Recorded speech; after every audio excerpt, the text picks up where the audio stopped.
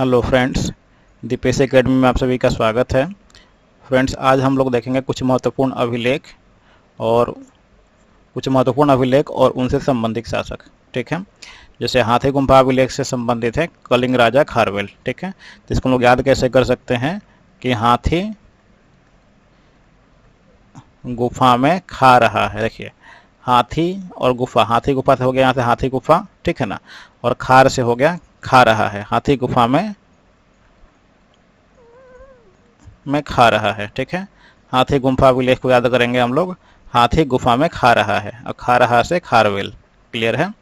देखिए यहाँ पे जो लिखा हुआ है जूना, ठीक है ना, जूनागढ़ अभिलेख यानी जूनागढ़ जो गिरनार अभिलेख है वो संबंधित है रुद्रदामन से। ठीक है, तो इसको हम लोग कैसे याद रखेंगे, तो देखिए यहाँ पे जूनागढ़ जो अभिलेख है, जूना को हम लोग पढ़ेंगे चूना। ठीक है, चूना, और गिरनार को करेंगे हम लोग गिरा। ठीक है, यानी चूना गिरा कहाँ पे, तो रुद्र के दामन पे। चूना गिरा रुद्र के दामन पे। क्लियर है, तो इससे हम लोग याद करेंगे जूनागढ़ अभिलेख यानी संबंधित है रुद्र दामन शासक से। क्लियर है। फिर है नासिक अभिलेख। देखिए नासिक जो बना हुआ है किससे, ना जोड़ सिक। ठीक है, और सिक का मतलब क्या होता है, बीमार। क्लियर है, और जो बीमार नहीं होगा उसके पास क्या होगा, उसके पास बल होगा। उसके पास क्या होगा, बल, यानी जो बीमार नहीं होगा उसके पास क्या होगा, बल होगा। इसलिए नासिक अभिलेख, नासिक मतलब बीमार नहीं होगा यानी उसके पास बल होगा। क्लियर है। देखिए अब है प्रयाग स्तंभ लेख। ठीक है, देखिए प्रयाग है, ये प्रयागराज जो है, प्रयागराज में क्या है, गंगा यमुना, ठीक है, यमुना और सरस्वती तीनों आके मिलती है। ये जो तीनों नदियां आके एक जगह जब मिलेगी, देखिए तीनों बड़ी बड़ी नदियां हैं, ठीक है ना, तो जब तीनों नदियां जब आके मिलेगी एक जगह पे तो क्या होगा, एक समुद्र का निर्माण होगा। ठीक है, क्या होगा, एक समुद्र का निर्माण होगा। यानी प्रयाग स्तंभ लेख है, यानी प्रयागराज में क्या होती है, गंगा यमुना सरस्वती तीनों नदियां आके मिलती है, इसलिए वहाँ पे क्या होता है, वहाँ पे समुद्र का निर्माण होता है। इस तरह से हम लोग याद रखेंगे समुद्रगुप्त। क्लियर है। देखिए नेक्स्ट अभिलेख है एहोल अभिलेख, जो संबंधित है पुलकेशिन द्वितीय से। ठीक है ना, तो इसको हम लोग याद रखेंगे कैसे, एहोल मतलब ये जो छेद्र है, या फिर हम लोग याद रखेंगे ये जो छेद है, यानी ए होल है कहाँ पे, ए होल है पुल के नीचे, ए होल है पुल के नीचे।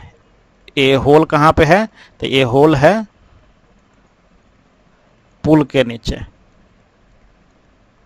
ए होल कहाँ है, तो ये होल है पुल के नीचे। क्लियर है। फिर अगला अभिलेख है मंदसौर अभिलेख। ठीक है, यानी सौर से मतलब हम लोग करेंगे, सौर का मतलब क्या होता है, सूर्य होता है, और मंद का मतलब होता है धीरे। क्लियर है, यानी सूर्य जिसका मंद हो जाता है, सूर्य जिसका मंद हो उसका क्या होता है, उसका यश और धर्म सब नष्ट हो जाता है। ठीक है, यश धर्म नहीं होता उसके पास। ठीक है, या फिर याद रखिए यश और धर्म नष्ट हो जाता है। ठीक है, मंदसौर अभिलेख यानी जिसका सूर्य मंद हो जाएगा या फिर धीरे हो जाएगा। क्लियर है, जिसका सूर्य मंद हो जाएगा उसके पास ना यश होगा ना धर्म होगा। ठीक है, यानी उसके पास यश और धर्म नहीं होगा। क्लियर है। फिर है यहाँ पे ग्वालियर अभिलेख।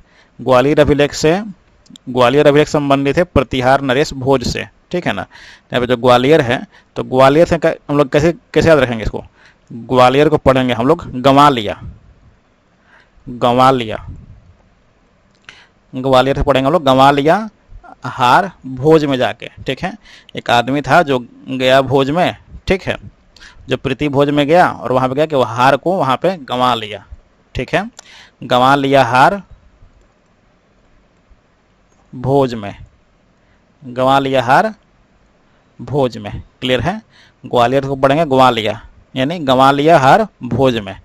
क्लियर है। फिर है भीतरी एवं जूनागढ़ अभिलेख। देखिए बार बार मुझे पढ़ा जा रहा है चूना। ठीक है, यानी जूना जहाँ भी लिखा रहे उसको पढ़िए आप चूना।